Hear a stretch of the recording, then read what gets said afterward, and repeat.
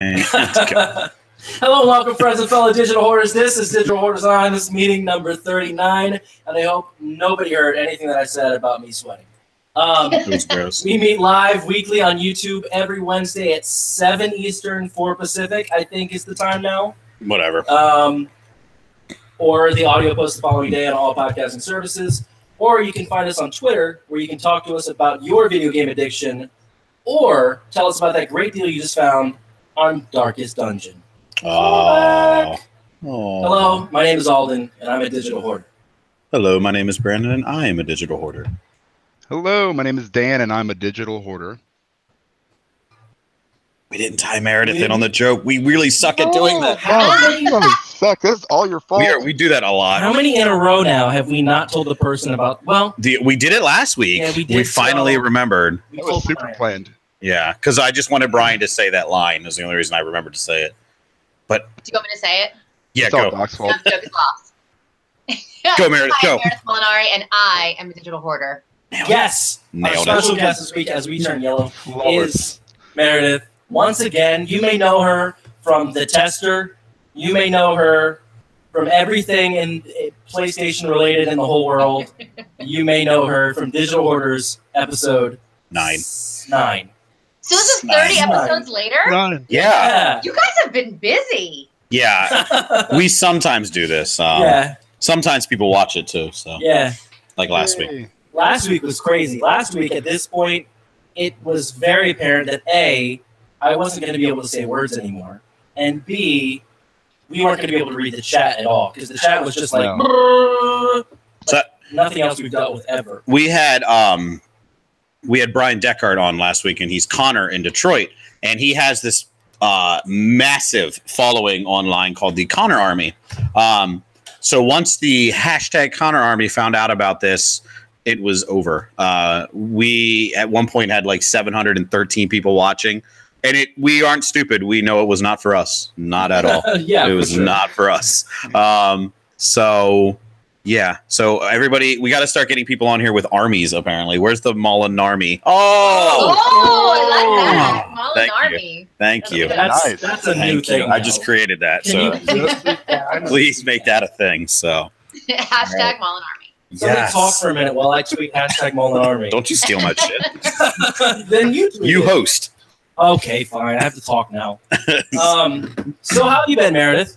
What have you been up Good. to? I was going to ask you if last week if you apologized to Connor for killing him, because I think that would be the first thing I would say. Be like, I'm so sorry I killed you. I'm going to be honest. Multiple times.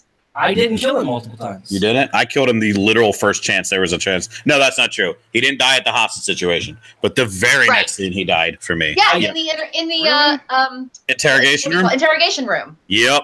Yeah, the dude, he got shot in the head, so. And so, like, I played the demo way back. I think it was, like, PSX when they had that set up, when they had, like, the hostage demo you could play.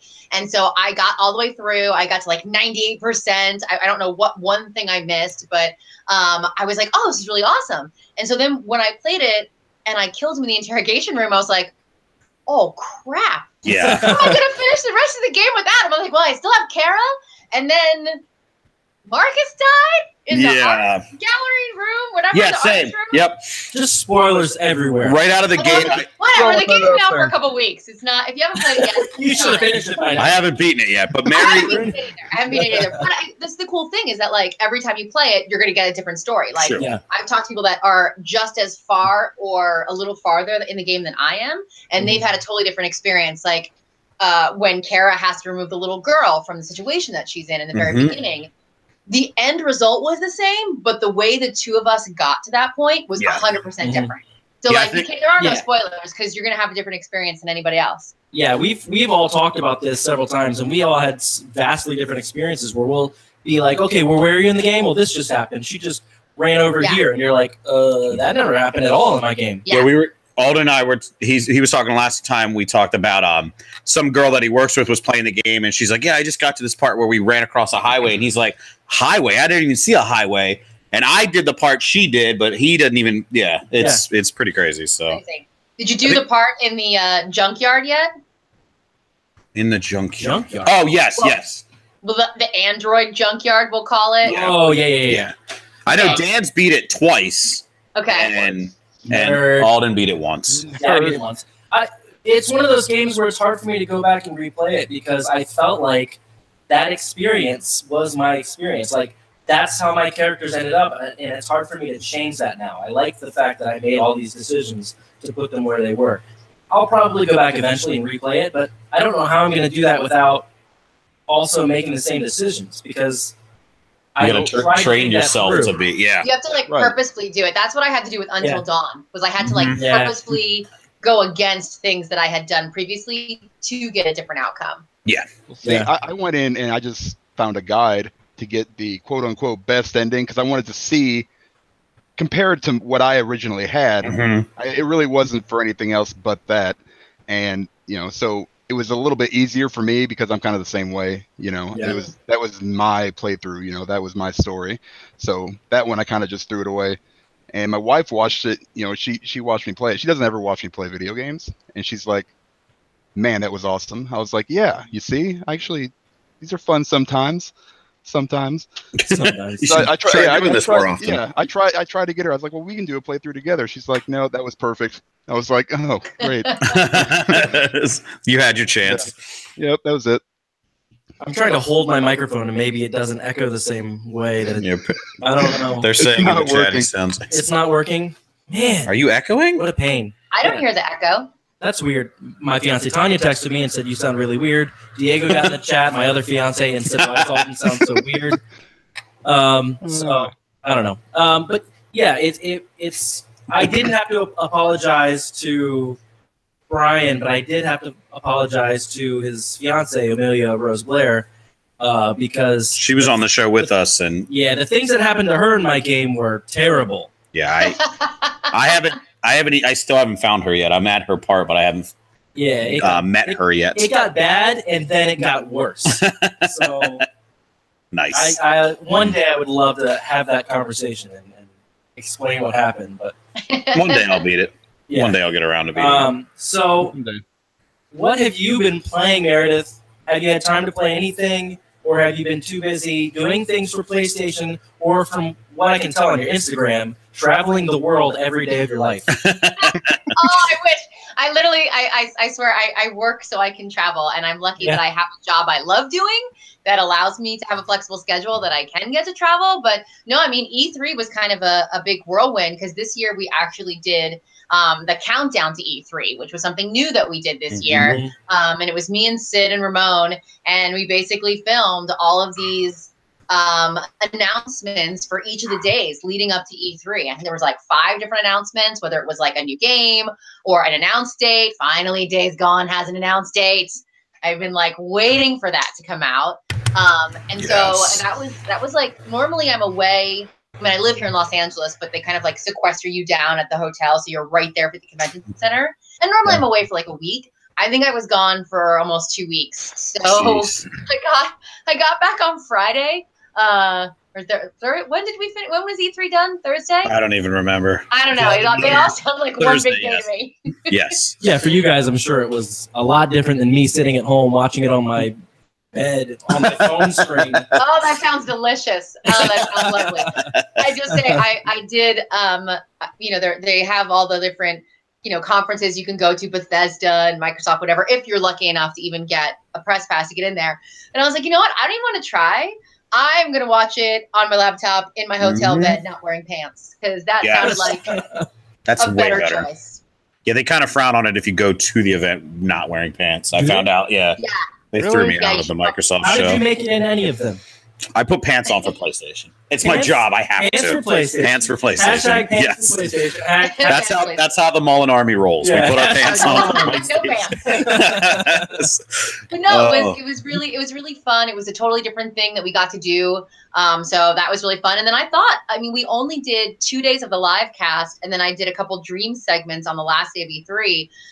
So we really, I think Ryan scheduled. Clements from the PlayStation Blog, he did the scheduling this year, and so I think he scheduled 65 different games that we were going to talk about in the course of 2 days. Wow. So like normally I get a chance to go out on the floor and maybe play a demo, one if I'm lucky, or like say hi to some of my friends that are like here, on the floor. But it was just like bam, bam, bam, bam, one after another. it was great, but it was definitely like a whirlwind where all of a sudden it was like, oh, it's 5 o'clock. I guess we have 2 more segments and we go home. Like it was crazy. So then, I got back on Friday and I don't think I spoke a word. I was so tired of talking. I just, and that's saying something for me because I never shut up. But yeah, so it's been basically all day Friday on my couch with my dogs and watching movies and like not saying a word. No pants. No pants. No pants. Yeah, no pants, no talking, just dogs and movies. Nice. That's a good time right there. I do have to ask you, because you said his name, can I just get a little bit of insight here? Is Ryan Clements the sweetest boy in the world? Yes. He is the absolute kindest person you will ever have the pleasure of meeting. He is super thoughtful. He is like really detail oriented, and he just makes sure to make everyone, whether it's our guests or it's our fellow hosts, feel super comfortable. Mm-hmm. And I mean, he kept saying like, the guests would come into the green room and we have a chance to greet them and say hello. And then, basically just give them a briefing of what we want to talk about. And then they throw us out on stage. And he would always say like, offer them water. Is there anything we can do to make this experience better for you? And I was just like, oh my God. He really is. I'm super lucky to work with some of the best people at PlayStation. Like everyone that works on the blog team, whether it's Sid, Ryan, Justin, all super amazing. Mm-hmm. Ramon's a really great guy. He came up and he's now worked with us a couple times. And then we got Kristen, who is now the newest member of the social team. And it was her very first E3. And we're like, hey, surprise, you're going to be hosting segments with us. And she did awesome. So I think that was one of the reasons why this E3 was so successful from our end, was just because we had really awesome people that were just really talented and love what they do. And I think that definitely comes across on camera. Definitely.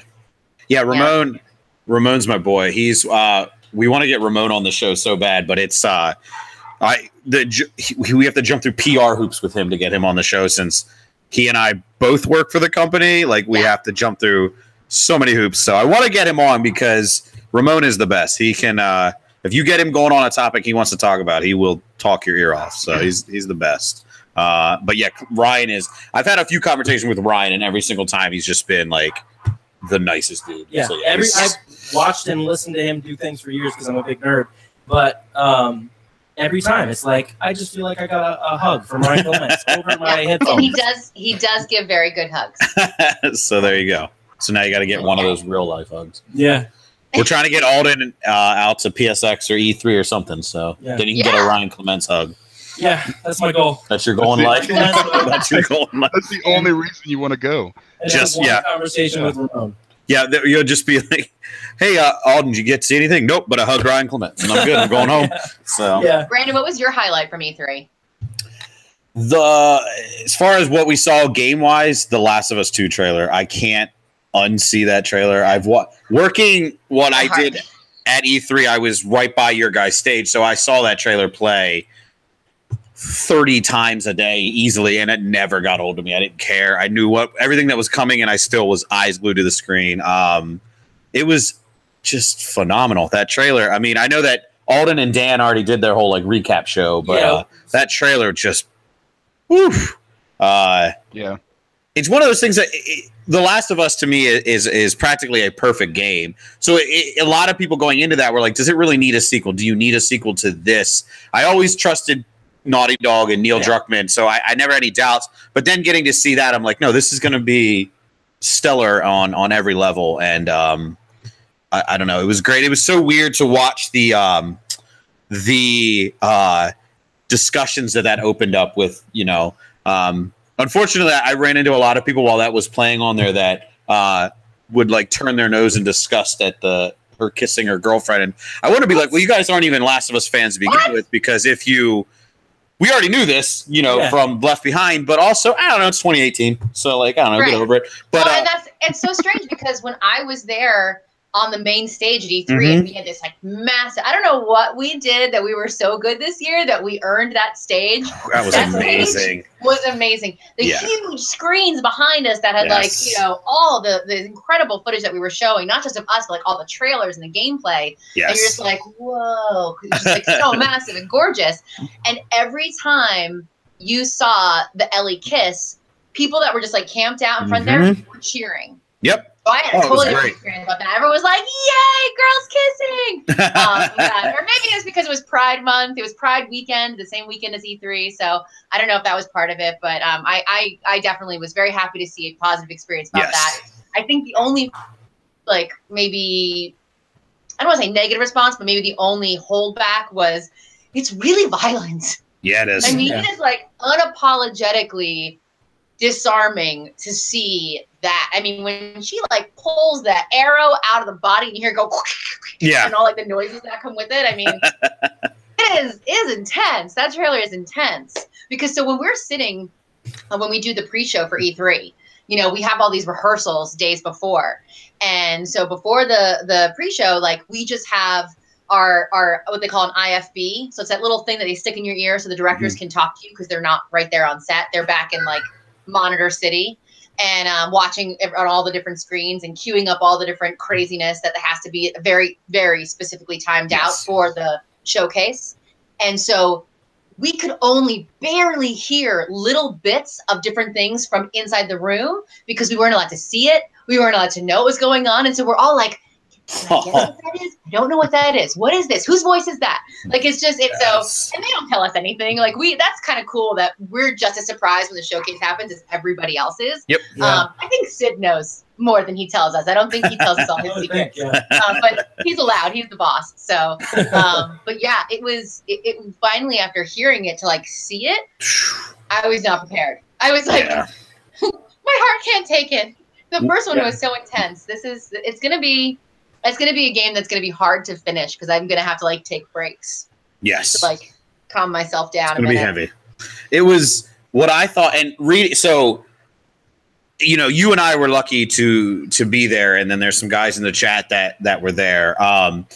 For everybody watching it at home, it was such a different experience. But I still thought the, like, for lack of better words, reveal that we did when the conference started, it shows everybody sitting in the church and literally everybody's like, the hell kind of like weird ass. And then the first thing you see in the Last of Us 2 trailer is those lights hanging off the thing. And you're just like, it was brilliant. I thought, I know that it doesn't, for a lot of people that didn't get to be there, the transitioning and stuff didn't translate as well to people sitting at home. But I know it's mean to say, but I promise you, getting to see that, all of that shit made so much more sense because it was just, what you didn't get to see was like, and Meredith can attest, when you left the Last of Us church, you walked through this tunnel, if you will, but it was like the guy from Ghost of Tsushima was there playing the instrument. There was like lily pond, and it was very surreal. Yeah, there was a koi pond. It was like you're walking through a Japanese garden. Yeah, it was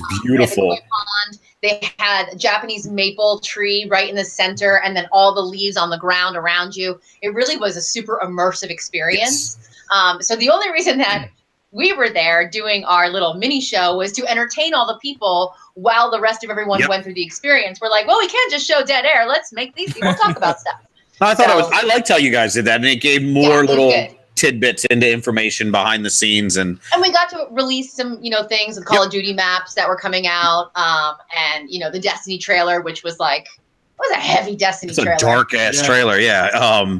And then that incredibly odd From Software VR game that looks nothing like anything From Software has ever done. Yeah. So totally. That's why I think they called it a departure. Definitely is. Yes. So, the Last of Us 2 trailer definitely stuck out to me. The individual scene from anything that replays in my head the most is Norman Reedus ripping his toenail off. Oh my God. That, again, was on that screen, the one Meredith was referring to. That screen stretched 3 times the size of my house. So it was just this toenail getting like a 2-story toenail. Yeah, exactly. 50 times a day I'm watching that toenail get ripped off. I honestly didn't think anything would creep me out more than like the baby coming out of the throat thing. Yeah. And then I saw the toenail and I was like, no, I'm out. I can't. So gross. I literally forgot about it until right now. So Good. You blocked it out of your memory like a good person. yeah. Oh my god. I guarantee there's a gross. GIF of it somewhere. I'll Oh, put yeah. I'll put hashtag Molinari and then that GIF. Just Yeah! You're gonna ruin this whole Mario thing before it gets going. Well, if we're going to talk about horror, then you got to mention RE2. I mean, that Oh my Resident God. Evil. Whew. Yeah. I had no idea what was going on in that trailer. I was like, "This is a weird looking VR game. Are we like a mouse? What's going on in this?" Like with the original like Rat.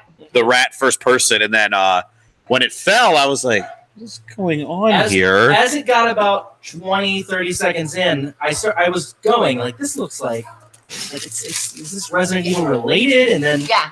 and it just kind of hit me. This feels like Resident Evil 2. I don't know why, but this is making me think of Resident Evil 2. And as it started to show it more and more, I was like, oh, shit. Yes.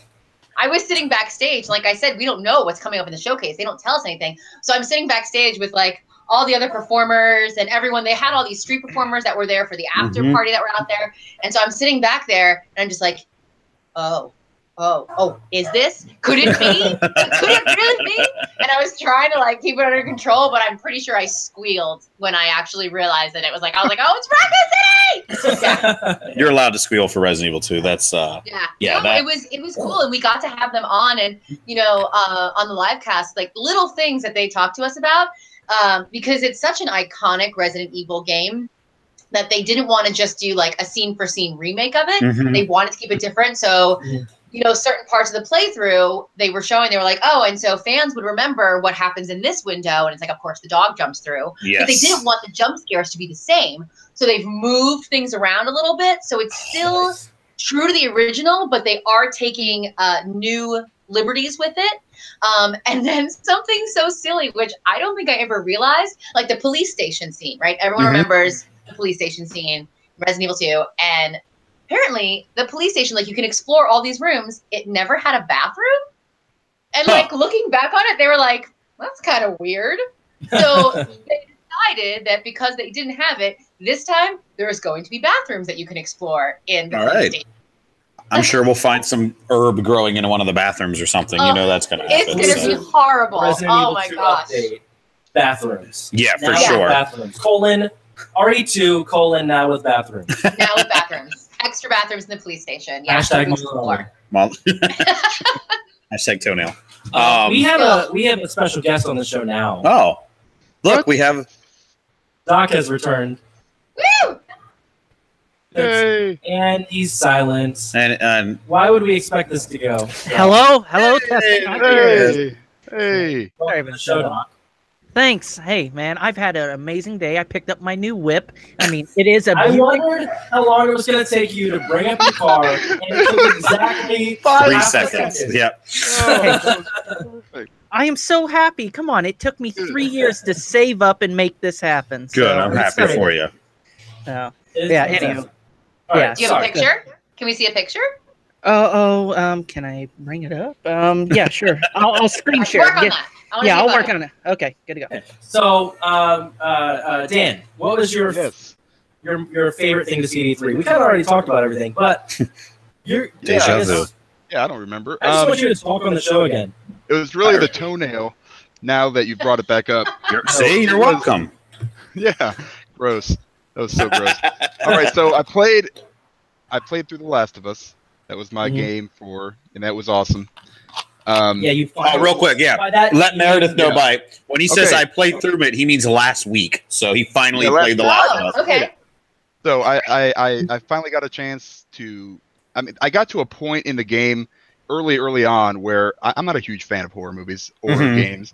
So I like to kind of take my time with them. Now that's a kind of a long time, but 8 years. yeah. Well, I started playing it and I got to like the first clicker and I was like, yeah, I'm done. I can't do this. Okay, so after that, I pushed through. I manned up, got through it. It was amazing. It was a really, really amazing game. It even holds up. I mean, this being out this long. When did it come out? Like 2013? I can't remember. Yeah, it came out E3 week of 2013. PS4. So Yep. Yeah. So it was awesome. So for E3 for me, God, I mean, there was just so many things. I'm really excited for Fallout. I'm really excited for The Last of Us 2. That whole trailer, I mean, I was just sitting there like, how do they do that? How is that possible? Because that can't be scripted. It looks super dynamic, and how I didn't understand how it worked. Because I've never seen it. I've been playing video games for 30 years, and I've never seen anything so just crazy. So fluent. Yeah, right. But when she kills one of the guys, I'm sitting there like, okay, did that have to happen in that order, or is it open world? It's just, you don't know. No idea. The moment of that trailer that first made me go, what? That I went, something's different here, was when she's running and grabs that bottle while running and chucks it. I'm like, what? Yeah, it's Naughty Dog are wizards, man. So. A lot of games. I mean, there's a lot of stuff coming out that's just going to be. I mean, it's such a good time to be a gamer. Bad time for your wallet, but it is what it is, man. I mean, there was really not a whole lot there aside from like, what the hell is that dance whatever game that Ubisoft had? Was that? I don't know. Just Dance? It's called Just Dance. Yeah, I mean, I watched that. That threw me off. So I was like, all right, let's see Ubisoft, because I'm ready for. I love Assassin's Creed, so I was like, I want to see this Assassin's Creed.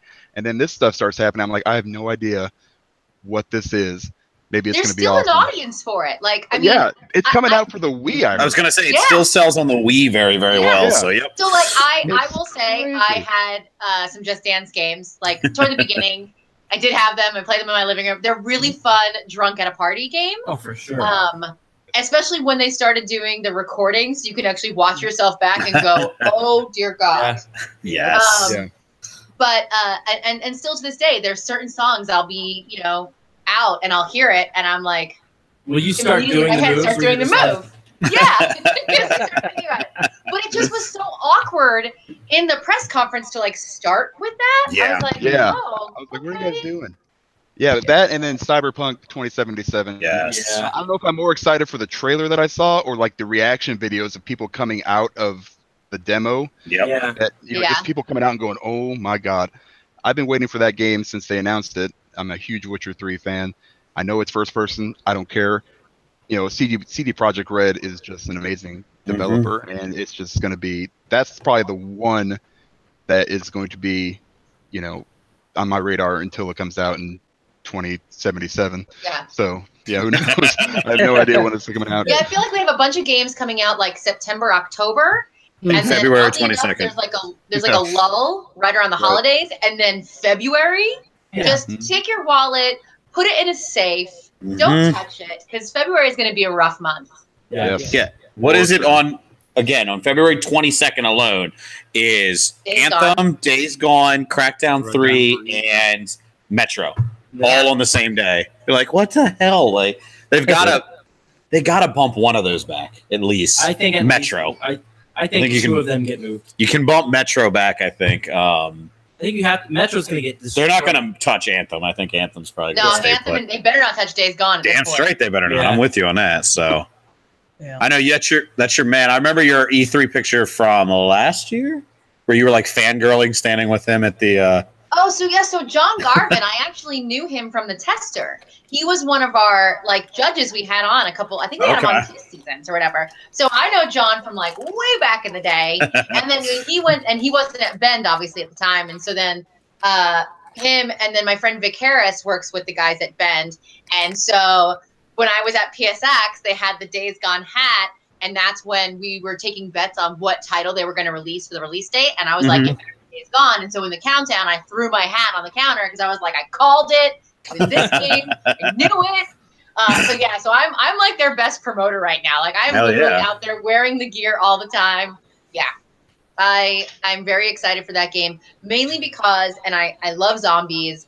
I like the George Romero type zombies. I like the Walking Dead type zombies. Like any type of undead. If you're going to do it in a new creative way, I'm really excited about it. Yes. And the Horde is something I've never seen before. And so when you watch the gameplay, there's actually a lot of different ways that you can defeat it. If you, throw a Molotov cocktail in the middle, are they all going to scatter? Do you need to round them up?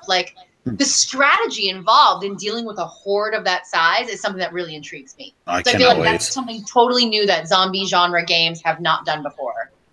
I cannot wait. I've said that to Alden and these guys a bunch, that behind The Last of Us 2, that has been my most anticipated title. But now, then they showed off Ghost of Tsushima, and I went, holy shit. Did you know they mocapped horses? Yeah, that's... mocapped horses for this game. Oh, who does that? I don't know.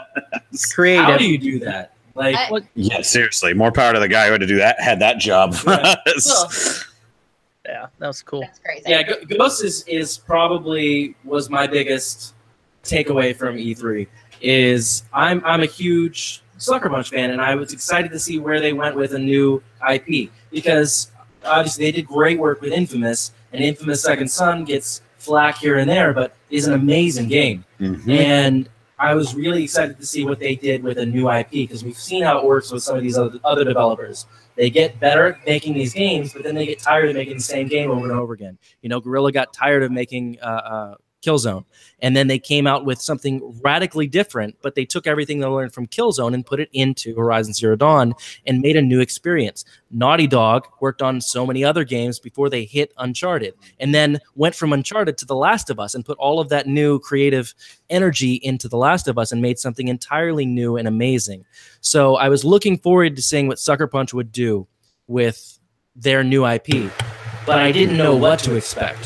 So watching that demo was an entirely new experience, but you could tell it still had that kind of flavor to it that they like to put in their games. And I guess from what I'm hearing now, that was all an optional side quest in the game that has nothing to do with the main story. It was just so I guess from what I've seen, if you see multicolored leaves, it shows you directions. If you follow those multicolored leaves, there's side quests over there. So you just follow that side quest, and all of a sudden you're over here. And I don't know, the combat looked so fluid and so amazing. Yeah. The stealth looked really, really cool. And the way they talked about how the blood drops are all like individually animated in that game. Well, that's also true. Like they were saying, if you get injured, the injury stays. It's not like, oh, you got stabbed and all of a sudden, poof, you're better now. You know, like the bodies and the blood on the ground stay there. You know, like sometimes you play games and all of a sudden you're like, I killed somebody over there. Where'd they go? They're not there anymore. Yeah. The bodies just disappear. It's really, it's very hygienic. They just immediately disappear. But this game, it's their level of realism and their dedication to that, I think is something really to be, looked up to. Yeah. It's going to change how a lot of games move forward, I think, as far as their combat. And I know they said they're gaining a lot of fans on the fact that they're shipping the game with the original Japanese audio, or you can play it without. So they're doing everything right. Like I know they got some flack when Infamous Second Son came out with some of the Native Americans and stuff like that. So I know they listened to that. I swear they did, and they were like, all right, fine. They did all this crazy research. They put so much into things that you don't think about to make sure that everything is culturally appropriate, everything is the correct way. Yeah, it's oh my god, I cannot wait. Yeah, I was reading the chat and said manner. Oops. Yeah, my microphone's still just. You're echoing when my mic is on. That's why it goes away when I mute. So when I mute, you don't echo. So I just won't talk anymore. Goodbye. I'm trying to move as far away as I can just to make this. Sit outside. I think you guys should just both mute and then just move your mouths as you're talking. And you can talk for us. Yeah, talk we could do that for sure. Right, sweet. Yeah, let's try it. So come on. Okay, wait, Dan, you talk for Alden. I'll talk for Brandon. Okay. Well, no, I can't see anything now. Now, look, man, Brandon, I love you so much. You're the hottest person in the world. Okay, now he's talking. Oh wait, I can't see him. I know, we got to bring it up. No, wait, what's happening? Best laid plans. Hold on, let's do this. Click on our screen so we stay up. Okay, we'll fix this. Yeah, if you're listening in the car, pull up YouTube and just pull over. Because this will make way more sense. No, there. Okay, so now let's do this again. Okay. Here goes. Hey, Brandon, where did you get that amazing hat? Oh my gosh, it looks so good on your perfectly round face. Yeah, I know. I'm just cool like that. I get all the best gear. What can I say? Oh, of course you do, because you work at PlayStation. You're the man. Hey, did you see Doc's new car? It's fantastic. We were waiting for a picture, but obviously there's technical difficulties. You can't pull it up. Oh, no. Did it work? Now they're Oh, gone. there's the car. All right, so switch off now. Switch over to Doc so everyone can see his car. Oh, wait. Goodness gracious. Wait, the car. Oh, Beautiful, Doc. Happy for you, buddy. Okay, I gotta. I'm pretty sure the top of that just said pics of Jeff Bartram's pool. So No What? post. Okay. It's from my Facebook. So okay. Oh, there you go. Oh my yeah, goodness I still gracious. have one of those You'll have accounts. to share it to Twitter for those of us that don't have Facebook. Yeah. Oh, it's on there. I'll send it Okay. in your inbox. Did you name the Doc's- car? Inbox. Doc's sliding in them DMs with pictures of his car. Like, Yeah, like, Good. Does the car have a name? Did you What? name your car? no, I haven't yet. So let I Meredith mean, name it. no. So I mean, people. If you all know what I've been trying to do is, I mean, my wife and I are trying to have a kid. So hopefully by Christmas end, we'll, I'll be on the way of having my first child. So I mean, Woo! yeah. So I'm excited. I'm ready to be a father. So I had to get the car to be able to take around because I'm going to be a stay-at-home dad because I'm working from home. So. Nice. Until Yeah, then, man. just come drive around mine and Alden's horde of children. We've got plenty. Yeah. So yeah, Yeah. we have Yeah. plenty to go around. Wait, I how got many do 5 you over have here. between the two of you? 100? Yeah. 93. 7 between the 7, two yeah. of us. So yeah. Holy Man, I got crap! 5 of my We're own. about to field a whole. Oh shit, that's right. Dan's got 14. 5. Dan's Yeah. got 5. So On yeah. his own. So All right, you guys got Amateurs. offense and Amateurs. defense going on. All right, cool. Meredith, how many fur babies do you have? I have 3 dogs. There you go. Hey, And I Doc got 3 dogs. There you go. Yeah, I have 3 Meredith? master dachshunds. So. Meredith, does your car have a name? Yes, my car does have a name. So I have a Fiat 500 Sport, and she's little and red and Italian. So I used to have red hair, so I'd say she's just like me because she's little, red, and Italian. But I went back to brown. Yeah. So every time I'd see her, I'd be like, "Hey, girl," and so that's her name. Is her name? Hey, girl. Nice. Okay. Does anybody else have a car name? My Corolla did. So it used to be called Xbox One X. Oh my God. Of course it did. Well, that was its license plate. but, Dear God, dog.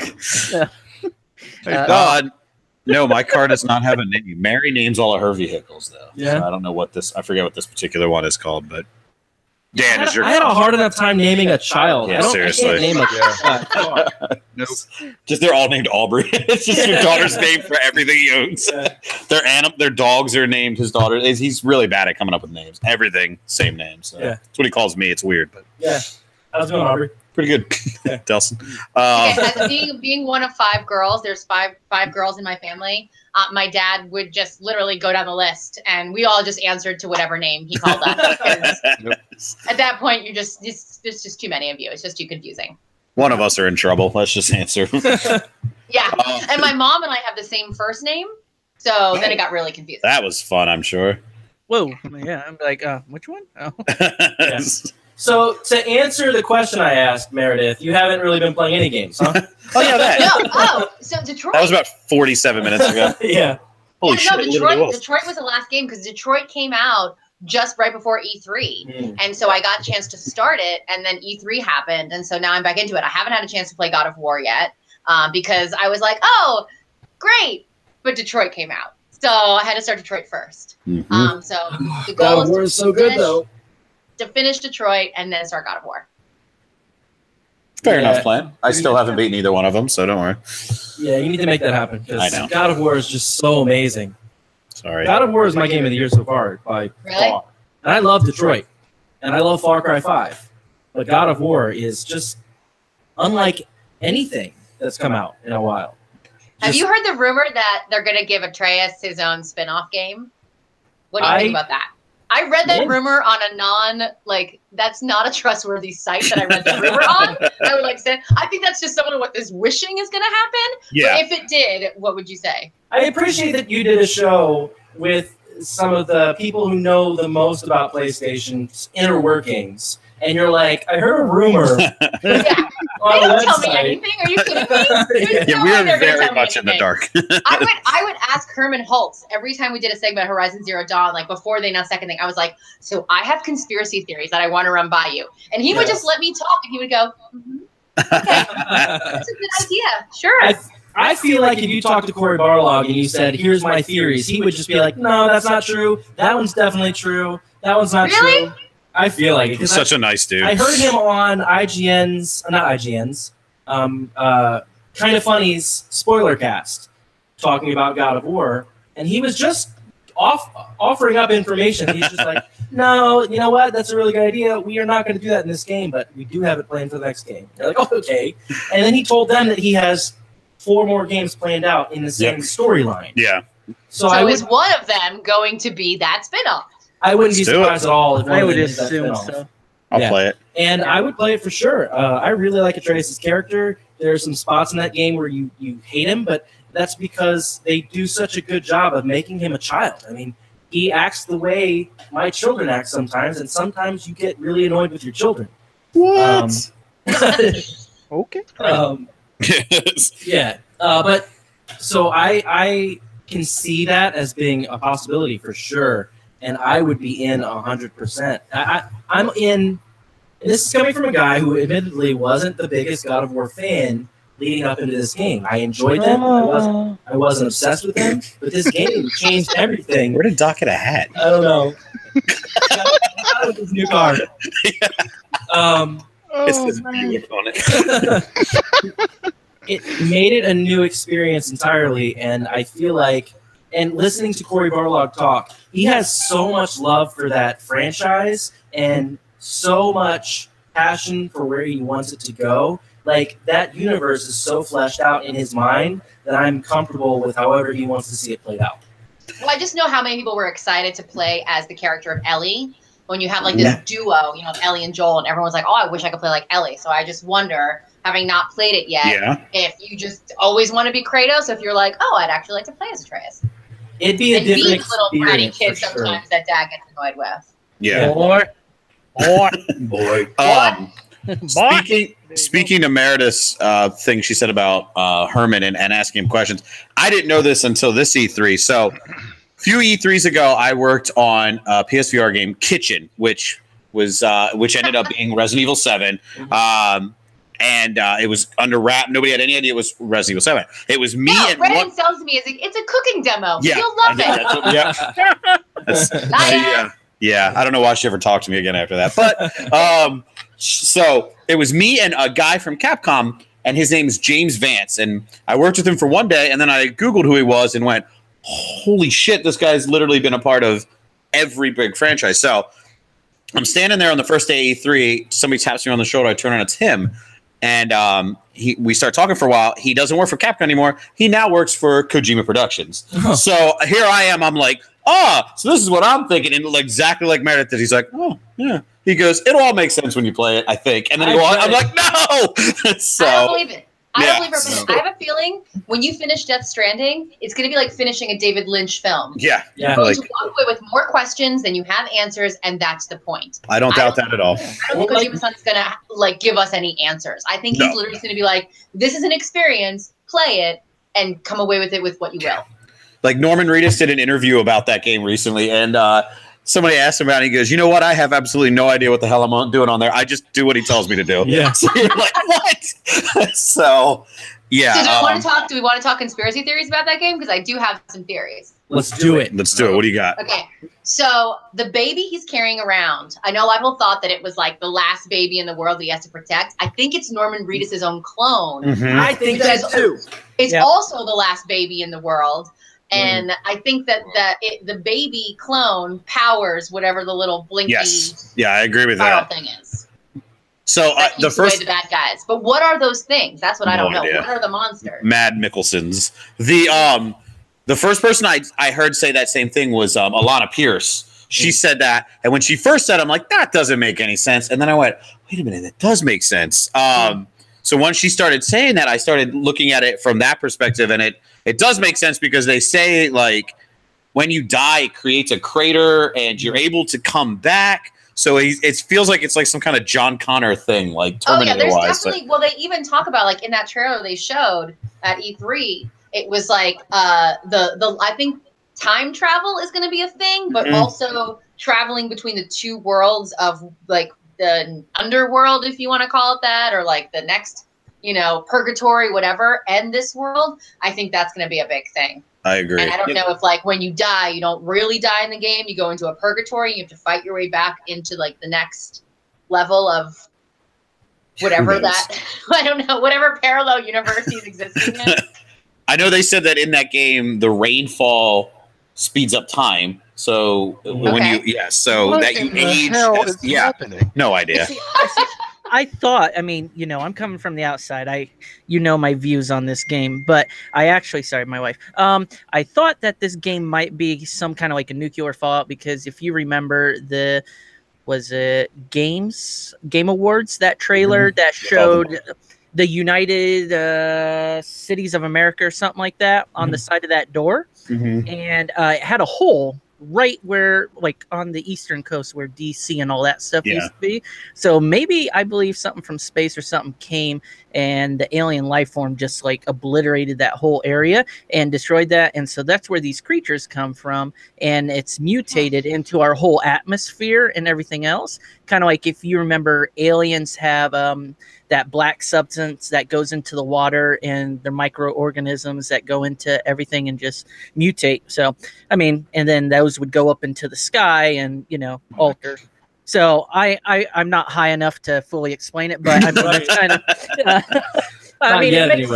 it makes sense in my mind. I don't know. I mean, it's a crazy theory. Yeah. Here's my theory on Death Stranding. The game's not going to make any sense. And when you're done, you're going to say, what? But I enjoyed it. Yep. And it'll sell like crazy, but nobody will know what the hell they just played. No, I think Meredith's David Finch thing is perfect. Sorry. When we were, so they did the big like stage show with him at our live cast, and after it was over, Corey, who's one of our stage producers, was there with me, and we were going outside to take some photos. And there was a crowd of like 30 people deep standing outside of the green room door, just like waiting to see Kojima-san. Like they were just like waiting for a glimpse. Some guy was like, "Oh, I have a friend of his from Assassin's Creed. He needs to get a message to him." And I'm like, sure. If that's his friend, wouldn't he have his cell phone number or email or something? My friend, but it was like they are like rabid fans of his, like anything.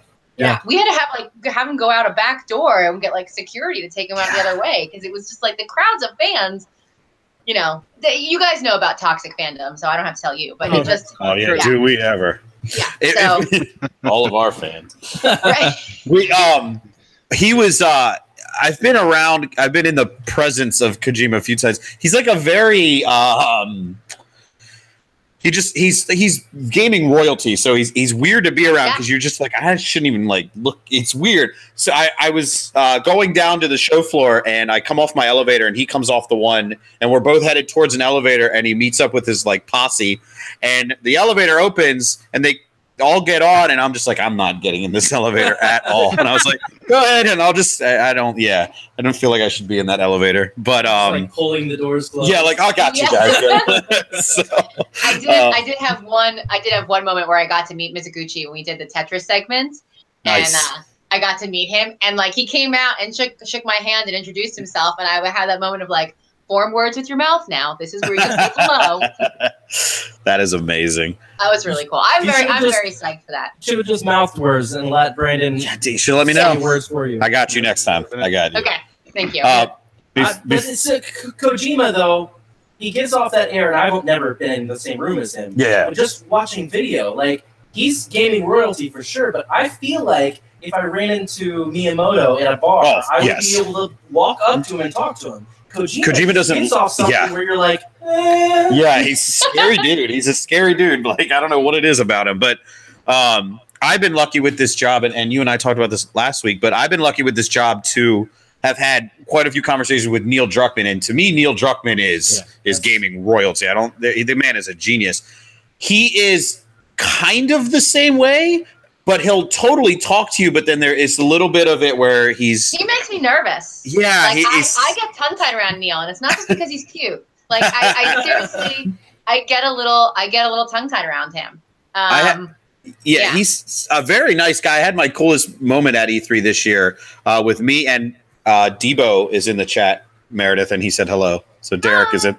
Good old Derek. Everybody loves Derek. But Derek and I were at the after party, and Neil was there, and we had a conversation with Neil, Ashley Johnson, and Shannon Woodward. So that was incredible. My son's coming through. Hi, buddy. It's Tara from BioShock Infinite right now. But that was really cool to have a conversation with all three of them at the same time. Oh my goodness. Upstairs, buddy. I will say, I've been playing BioShock Infinite for the last week or so, and this really I didn't realize how much this is like a tear in BioShock Infinite. Sorry. I'm Elizabeth opening a chair. There's a high chair behind you. There's like a man behind the curtain. It's just a high chair. Man, he's 3, Meredith. Children, obviously. But yeah, so Neil Druckmann, amazing. Yeah, like Meredith said, he's an intimidating guy. He is more approachable than Kojima is. Like, I've never even tried to strike up a conversation with Kojima. Yeah, I told Brett, I don't get starstruck very often, but I don't think I could do a show with Neil Druckmann on. Like, I could talk to anybody and not have an issue, but Neil Druckmann just I'd be so like, hi, remember Last of Us? You'd be like that Chris Farley thing. Yeah. Remember how awesome that was? Yeah. Remember Ellie? She was awesome. Well, I remember it was one of the first E3s I was doing the live, because I used to just do, when I first started PlayStation, I was just doing the E3 showcase where I would do like the roving reporter stuff beforehand, when they used to have Christina Lee and Jeff were like the main hosts. And so I was just kind of like this little roving reporter. And then the next year they brought me on to do mornings with Meredith. And so I would do like one morning show, and then that was it. And then they would take over the main broadcasting. And I remember it was like one of the first times I got to actually like host my own segments.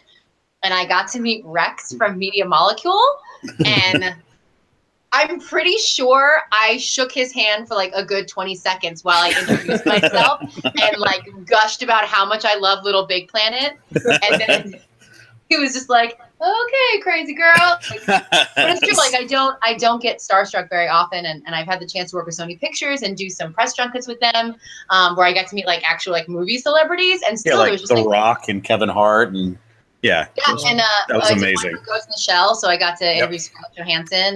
That was amazing. She is as lovely and intelligent as you can imagine. But like, there's and I walk in that room though, and the first thing I hear her say is she wants to start a TV channel which only plays 90s cartoons. And I was like, I would watch that channel, and I will back that Kickstarter. So but she was like so down to earth. But there's certain people that most people wouldn't consider like celebrities, but you meet them and you're just like, I have loved everything you've done for so many years that I don't know how to form words anymore. Yeah. I literally take my tongue-tiedness as a compliment. Oh, yeah.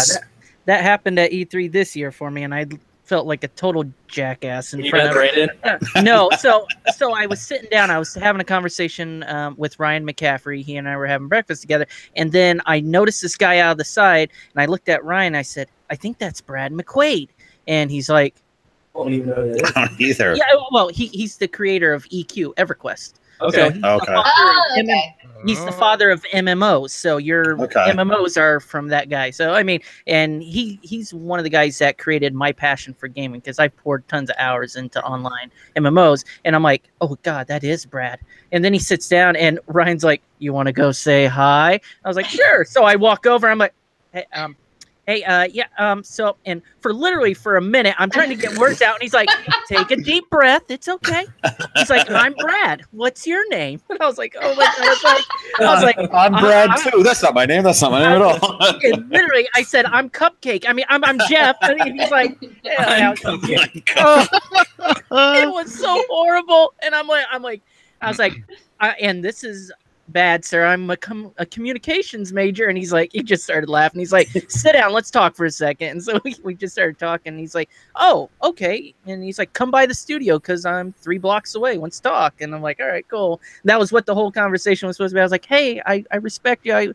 I love what you did. Thank you. And I just wanted to thank him for what he did for the industry in this games, And so now we have a lunch date, but now I feel like a total idiot. He's going to be like, this guy's now we're best friends. No big deal. We went shopping for my Buick together. And Dan, what kind of star experience did you have during E3? I had a pretty cool guy, Alden, that I sat and talked about stuff with Nick on the show. Nice. Yeah. I know that Alden guy. He's all right. Yeah. I was mostly, no. Sounds like a dick. He really I don't is. know, like when you guys talk about Kojima like that, I really, like, I would go up to him and just be like, listen, we need to sit down and talk about some shit right now, because I don't understand a damn. I mean, I had so many. It's a Metal Gear Solid. Yeah. One of them, the last one. 5.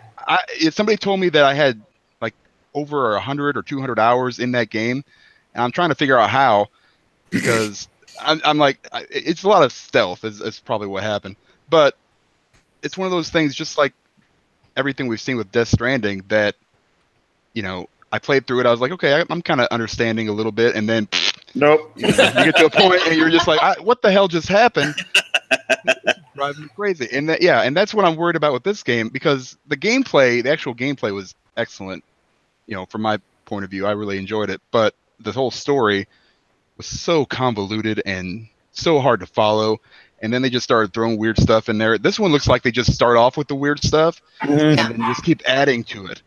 And so we haven't even talked about what Guillermo is doing in the game. Oh Yeah. Oh yeah. Guillermo is there, and I'm telling you, I'm a Guillermo fan. Everything Hell he yeah. does, I adore. I saw At Home with Monsters, which was his traveling art show, that if it comes to your city, if they're still doing it, please go see it. It is incredible. It is basically like going into Guillermo del Toro's house. He collects these giant life-size wax sculptures of monsters, of his own movies, of Frankenstein, amazing. of like everything, Edgar Allan Poe. But I want to know, like, because everything he does is a little twisted. Oh, So yes. if he's in it, it's got to be something twisted. Yeah, for sure. And most of what he does ends with you going, I'm going to check Reddit to see what everybody else thought of that Yeah. and what it means. So for him to be involved with Kojima, now you're just talking about a tornado of craziness. Yep. Yeah. Where Sold. one of them And is two probably sitting in a auteurs. room. Yeah. Two total auteurs, because everything Kojima touches, it's him. You Mhm. can't, watch a Kojima game or anything and not know it's him. And same with Guillermo del Toro. Like, I can look at any creature and be like, oh, that's a Guillermo creature. Yep. Like, Yeah, it has just signature. That's what I think the shadows are going to kind of, this Silent Hill kind of aspect, kind of Oh. merging. So that's where I got that. I was like, okay, maybe that's that Silent Hill dark, creepy aspect coming. Because what are these shadows? What are this darkness kind of thing through the mist? You notice the mist is heavy in this game already from the land. So I'm like, oh, maybe it's a play on this, with his twisted mind. So.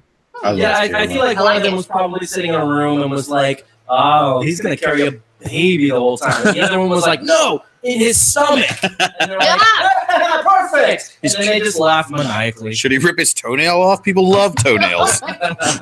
Had to bring it back in case you forgot about the toenail. You love What? I almost did. Love that toenail. Almost. You What? love foot fetish. No, but I've ripped my toenail off more than once, so it was. Ew. Yeah. Yep. Ugh. Fun fact. Gross. Not fun at all. It was fucking terrible. But Well, you can't sell pictures of your feet for $10 a pop. there's Whoa, that just came like I full do. circle. Right back to the feet. This is fantastic. Well, that was off air. Feet so, hoarders. Meredith what- did a weird interview. So Yeah. Well, Doc wasn't even there for that. This is just Doc talking about feet. We don't know what the fuck Doc. I don't know where that just came from with Doc. Yeah. Doc wasn't even there Doc for that's a that. good point. Yeah. Doc Yeah. is. He knew. It was like He a knows. sensory He thing. He knows. Somebody's talking about feet I'm right all now. knowing. What's your favorite Guillermo movie, Meredith? How dare you ask such a terribly tough question? I know mine, and I think we'll probably.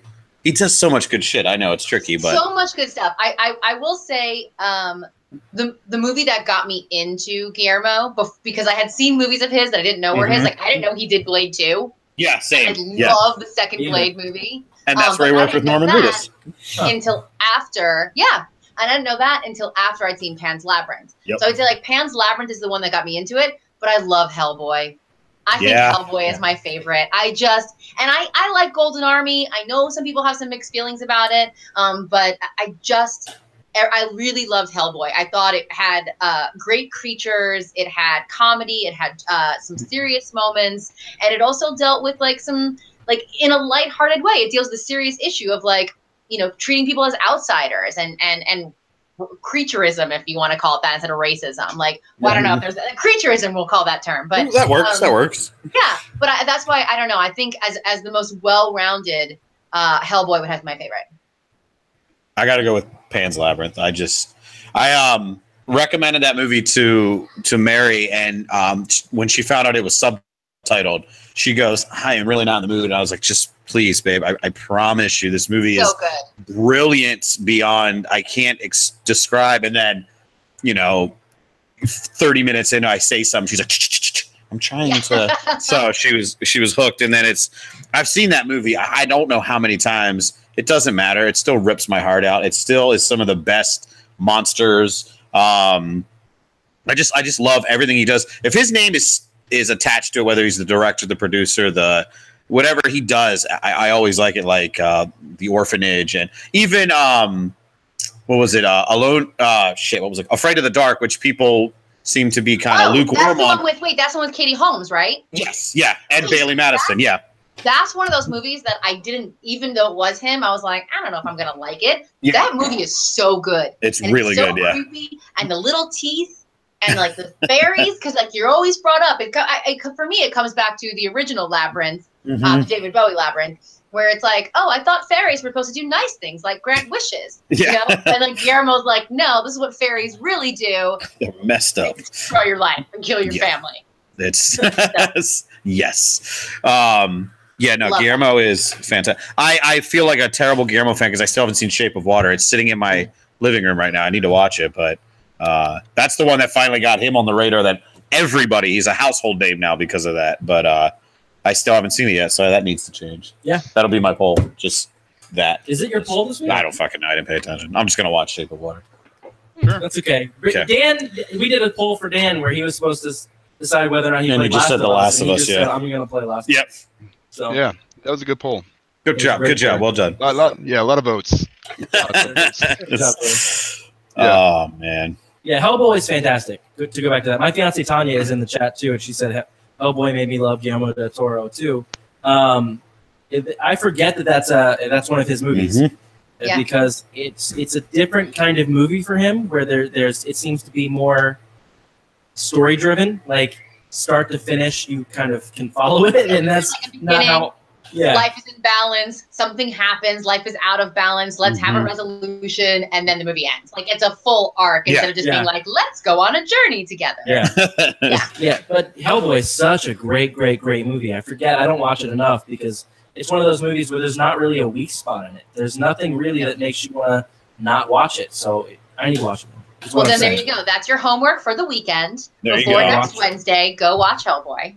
Again, I'll put up a poll of 3 Guillermo del Toro movies, and then that can be my poll. Okay. I'll put Hellboy. Wait. What are the Hellboy, 3? Shape of Water. I'd always find an excuse to watch Pan's Labyrinth again. You need to add. I would say, dude, don't be afraid. Mimic. Yeah, I love Mimic. I haven't seen Mimic since I was in early 90s. So, yeah, it's in the 90s because there's that one and The Devil's Backbone are my. Devil's Backbone is fantastic. Yeah. I did want Mary to watch The Orphanage. She was not on board for that, but I might scare the shit out of her if I can get her to watch that. It's a good one. Nice. All right, The Orphanage, Shape of Water, and Hellboy. Okay. Check. All right, we'll do that then. There's my point. Which one of those would you pick, Meredith? Hellboy. I just said it was my favorite. I know, but hey, I'm asking. And you're going to say Hellboy? I'm going to say Hellboy. Okay. Dan? Hellboy. Well, wow. Okay. Doc? I already told you mine. He said Mimic. It's not even on the poll. You're going to go put Mimic on it. The House of Mimic. I was You can add up the 4 on the poll. Yeah, I can. You are correct. All right, fine. I'll break digital Hoarders tradition. So. Yeah. Yes. Mimic, don't actually vote for this. It's just Doc wants me to watch Mimic. I don't think that'll And fit. I'll retweet it and say, everyone pick Mimic. Tanya and my fiance Tanya said Mary will die if she watches Orphanage. Sold. Orphanage. Wow. Especially our old creepy. I just realized how fucked up that sounded. I apologize. In our super old creepy house, the Orphanage will really. Kojima. Yeah. Nobody goes full Kojima. Oh, this house is totally haunted. This house is I'm echoing because it's a ghost. This house is 100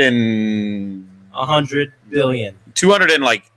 9 years old or something like that. So yeah, that this is super haunted. So we were doing an episode once. Was that with Bra? Yeah. And he swears he saw a ghost. Hey, y'all see ghost behind you? Not cool, bro. But so no, super haunted. So Meredith, next time you're in Northern Virginia, we'll bust out some ghost hunting equipment, did and an we'll do this. episode of I do Hashtag love Death Zach Pod. Bagans, so I'm all about the Ghost Adventurers. Let's do it. All right, let's do it. We did an episode of Hashtag Death Pod, I think, while the girls went to visit the cemetery. graveyard. Yeah, there's a cemetery off of our property. So yeah, super Nice. haunted. Through the woods, yeah. Well, because I went to high school in Northern Virginia, so I spent at least like 5 years of my life there. And what I love is that literally everywhere was a Civil War battleground. Yep. Yeah. So like no matter what, I had a friend in high school whose family was going to try and dig up their backyard to like build a pool, and they actually found the remains of like the Civil War soldiers, and they couldn't tell if they were rebels because of the buttons on the uniform. Everything else was so like tattered. They couldn't even tell from the uniforms anymore, but they could tell because the buttons hadn't disintegrated whether they were north or south.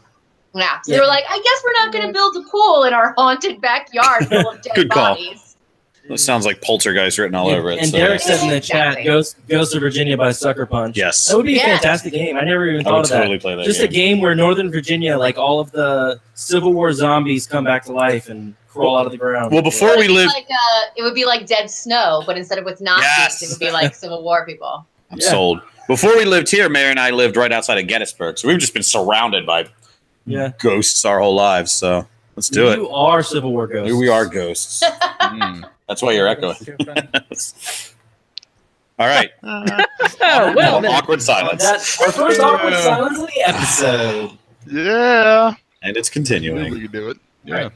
So, anybody else play anything good? So, Meredith, I apologize. I'm going to play Darkest Dungeon soon because it keeps popping up on sale everywhere. And every time I see it, I think of you. So I need to play. I will say, one, if people are looking for something on Twitter to follow for a cheap game, there's a Twitter account called Cheap Ass Gamer. Yep. And they always post like the cheapest deals, and you can get on Amazon. But I will agree with, and I forget their Twitter handle of who told you, buy it cross-buy on PSN, has a Vita. Because not for the reason you think. It's not. The reason I did it was I don't want to take that game with me. I want to start a new game, because the problem with Darkest Dungeon is you do have to kill off some of your favorite players. It is one of the hardest games I've played. People die, your favorite people die, and there is nothing you can do to bring them back. So you have one game on your PS4 that you play that has a certain group of characters that you can play with, and then you start a new game on your Vita. So you have two separate games going at the same time, so at least you have two chances to save some of your favorite players. Okay, all right. That's what I did. And Doc, you're getting... I'm sorry. Be really good at it and take the players with you. But I don't know anybody who has played the game that hasn't lost some of their favorite players. Shit, okay. Well, Doc's about to get a Vita here in like 2 days, so Doc, you'll have to play it on your Vita. Yes. All right, there you go.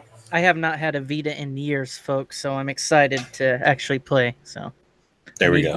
Send me your game recommendations. I've got probably 26 hours of flying time over to Europe. So that's what I use mine for. Is when I travel. So wait, Dan, you said you were an Assassin's Creed fan. Did you play Liberation? Yeah. Jeez, nope. I don't think I did. What? The only ones I haven't played. I played some of Black Flag, and I haven't played Rogue yet, and apparently Liberation. Okay. That was one for the Vita. Yeah, that was. Yeah, Didn't they bring that over to? That's probably why. Did they bring that over to PS3 and 360? Or PS3, I mean, not 360. I thought, or they were working on. I thought they ported it at one point. I think that was a rumor for a while, and it never happened. Okay. Rogue got ported from PS3 to PS4 and to Xbox One also. I do have a really it did weird, go to PS3. It I did? have a weird connection with I think it's Black Flag. Who's the protagonist in Black Flag? What is what the hell is his name? Come on, Dan. I don't remember because I only played part of that game. I will tell you 1 second here. Yeah, I will Google it for you. We'll Google it, exactly 4 Googles. God, it's gonna kill me. Yeah. Edward Kenway. Edward Kenway. Okay, so here's a weird That's thing. exactly what I was gonna say. I have a really weird tie. So when I first played that game, they open up the game and it says Edward Kenway born on such and such date. He's born on my birthday. Oh, now. So now it's your man. So Edward Kenway was born on March 10th, which I think is really strange. But there must be it's like a really weird thing I have with Ubisoft because that one was March 10th. Obviously, the date was not my birthday because I'm not born in the 1700s or whatever. I know I look good for my age, but I was going to say, you are killing it. Well done. You're a doppelganger. A doppelganger. Doppelganger. You're a doppelganger. Doppelganger. Watch your language, Doc. There is a lady present. Doppelganger. I'm watching too much Vampire Diaries. I'm sorry. Oh, jeez. We all have that problem. Amelia. Nope, wrong vampire show. That was True Blood. Wrong vampire show. You're a dick. All right. At least I remember the name. Yeah. So also, Watch Dogs, the very first Watch Dogs. I don't know if you guys played any of the Watch Dogs games. Mm-hmm. But the very first one, they open up and it's like his niece is killed in the car accident or whatever. And like they show the tombstone. And again, the year is different, but the date on the tombstone is my wedding anniversary. Oh. You know, I think it should work for Ubisoft. I have like a weird date like connection to Ubisoft. Very strange. I know you don't feel like you're a public figure, but you are. Maybe they're creepily following everything about your life. They're part of the Molinari. Molinari, that's going to be their next game. Assassin's Creed Molinari. that one guy in charge of like random dates for the Ubisoft is obsessed with Meredith. Exactly. Like, he's watching right now. That's right. She'll never know. Hi, Debo. Hello, Debo. I figured it out. Oh God. All right, let's wrap it up. All right, wrap it up. I love having Meredith on because Meredith, we need to have you on more. Sweet. I think what we should do, we should all plan either a game or a movie to all watch over a certain period of time and then come back and all talk about it. We could have like a book club, but it'd be like a digital hoarder club of some sort. Well, that's we crazy. We used to do that. To be honest, we didn't follow up with that. We try to do that. We have a digital hoarders backlog club that we do, and that means you don't follow us on Twitter. And and B, we started it on March 10th. And it's all Ubisoft games. But we are supposed to be playing through Little Nightmares right now. How's everybody doing on that playthrough? Oh my gosh, Little Nightmares is so good. The Meredith's playing it. I love Little Nightmares. It's so creepy. And I will say this, it's one of those games that makes my hands sweat when I play it. That's how nice. Yeah, I still need to beat that game. I only got maybe another hour or so left in it, so it's also been. Well, then they released a new update, so they have that new update. Yeah. All their DLC they added and everything. Well, good then. So, are you just on Amazon while you're on the show? No, so I looked at you said Little Nightmares. I'm like, what? I have that, and that one's actually in my thing to try to beat this week for Gamer Score while my wife's gone. So I was like, oh, I knew that sounded familiar. Doc, you obviously don't follow us on Twitter. You know, I've been shopping and buying a car. No. He's like, I'm not a big fan of the show. The host, I can't stand him. Right. I just clicked on that Hangouts link. I don't know why you guys keep sending it to me, but it's just life is so busy right now that it's hard to keep track of everything we're trying to do. We're bad. We're bad at our jobs. Wait, let's do Meredith's side. Let's think of a movie. Yeah. Let's awkwardly pause and I'll think of a movie for 12 minutes. Last time you were on the show, you picked a movie for us all to watch. What was that? That was the Slither. Slither, yeah. I picked it for you to watch. Yeah, we picked it for you to watch, and it was great. It was fantastic, yeah. All right, Meredith, you and I will put our minds together and come up with something good for these guys to watch. Okay. But it'll take a long time. If it's going to be me and you, it's going to be a horror movie now. Of course. Poor Doc's not going to want to watch it. That's even better then. Doc will live stream it on Mixer. Literally, Alden will be the only one. Oh yeah, Dan. Dan won't watch it either. You have to, Dan. Yeah. It's part of your contract. I'm actually going to see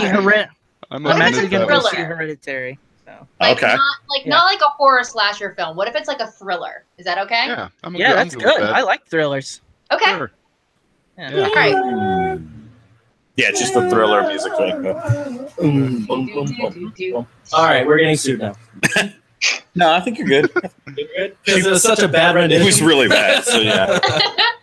Okay, I'll put my thriller thinking cap on and come up with something. All right, for sure. Okay. So we're gonna tweet it out. Or we're gonna do? Yeah, we can tweet it out then. Okay. I'll come up with some good ones and then we'll. Right. Cool. Okay. Let's go. Now I don't know who's hosting. So Doc's generally the host when he's on the show. Yeah. I've been hosting for 45 minutes, and then Doc appeared. And Meredith So I'm hosts sorry. everything. Meredith's the best host in the world. So Meredith, just host our show. Awesome. Sign us Well, I off. want to thank everyone for tuning in to Digital Hoarders this week. We are here every Wednesday at 7 o'clock Eastern, 4 p.m. Pacific time. We're going to talk about all the digital hoarding that we love to do in our lives. I feel so inadequate. I don't even want to be on my own show anymore. She's so much better than all of us combined. She actually said Digital Hoarders, which I mess up all the time. Yeah, really. Doc's never said the show name before. Doc doesn't even know what show he's And on I've right never now. said the whole thing without stumbling. Wow. She's like all of us together, but good. This has been the last episode of Yeah. Digital Hoarders. It's Sorry, now, Brian Marquez. it's now the Meredith Molinari show. So. Molinari. We were supposed to That's the Welcome only- to Mullen Army. We're here every Wednesday. Yes. I'm glad Molinari was born out of this, if nothing else. So. Before Meredith took our jobs. So we are supposed to have Brian Marquez on next week. not next week. Well, yeah, next week we're off for 4th of July Yep. because you guys all want to watch fireworks and not us mess up words. Fair enough. I feel so bad about my hosting abilities now. Yeah, we. Don't feel bad. Yeah. You're doing great. Yeah, you're doing great, man. Yeah, you're not me, so that's good. You know. Wow. I don't What want a to. I was bummer. gonna jump on that too, but that just feels bad now. Turned into sad time. So yeah, we won't be back next week. Ever. We won't be back next week, so everybody can enjoy their 4th. But the week after that, Yes, Brian keep your Mark- dogs in your house. If there are fireworks around you, please keep your Yes. dogs inside your house. More dogs go missing on 4th of July than any other day throughout the entire year. So please don't leave them in the yard. Keep your dogs inside your house because fireworks to them sound like the world is exploding, literally. Amen. Thank you. Preach it. Preach it. It's your little And keep your PSA kids- dog adoption keep your announcement kids for the rest away of the week. You dog owners have a thing, then we gotta have a thing too. Keep your hundreds of children away from open flames. lit fireworks. Because they are drawn to them and will burn themselves. No matter how many times they touch a sparkler on the wrong end, they'll keep doing it. So you gotta. Yeah, they Why? It's gonna burn this time too. I promise. Don't do that. No, see. Do they really? Do they do that? That's a thing? Children are not the smartest. And then they act No, like they're really you did it to them. Like you as a parent handed them the firework and were like, here, grab the hot part. No, not that part. This part. Feel that Yeah. pain? And they act like it's all our fault. Yeah, we suck. Probably is. But the week after that, Brian Marquez from Adult Swim Games will be on here. He was on with us about a month and a half ago. Yeah. Fantastic, dude. Alden and him are just gonna wax poetically about Mega Man, probably. The So episode I'm does just happen to fall on my birthday, which I wasn't aware of, so I'm not celebrating my birthday in a traditional way. But we will talk about Mega Man nonstop for an hour and a half. well, good. Good. Sweet. Good. I won't. So you guys can just kind of do the whole like, hello, my name I is just won't be Brandon, I'm there. a digital hoarder, and then turn around and just walk out. That's what I'm gonna do. Yep. You own all the Mega Man collection. I do things, don't indeed. you? I You do just indeed. Haven't played them. Just haven't played all of them. Okay, well, Alright. on that note, I'll. thanks. I Yeah. have one thing. Hashtag Gordon. I know we have a few listeners over in Europe that had messaged me. I posted it on Twitter, but I am hosting that meetup July 7th at 9 p.m. at the La Teresa del Duquesa. I'll be at the top rooftop bar. Information is on Twitter. I'll tweet it out again, but I'm looking forward to seeing you guys in Barcelona, Spain. I'll be at the Manassas McDonald's tomorrow for breakfast.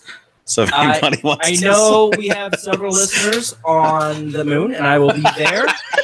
I'll be on the moon on January 42nd. And hosting that meetup at the Lunar Bar, at the Catalina Bar. Yeah. All right. All right. I think I just did the Six Flags thing. This is falling off the rails. Meredith, save the show. Oh, this was an amazing show. I like it when it falls off the rails. I think the falling off the rails is what you guys do best. So I will be here to fall off the rails with you. That's what we can do. That's what we like to hear. Thank you so much. Thank you. You're wonderful. Everybody check out Meredith. Follow her on Twitter. And then watch all of PlayStation's things, and you'll see her everywhere. And she's fantastic. Obviously, she hosts our show better than we do. For sure. So, as I talk through an echoing microphone, this has been a fantastic episode 39 with Meredith. Hashtag Hoard on.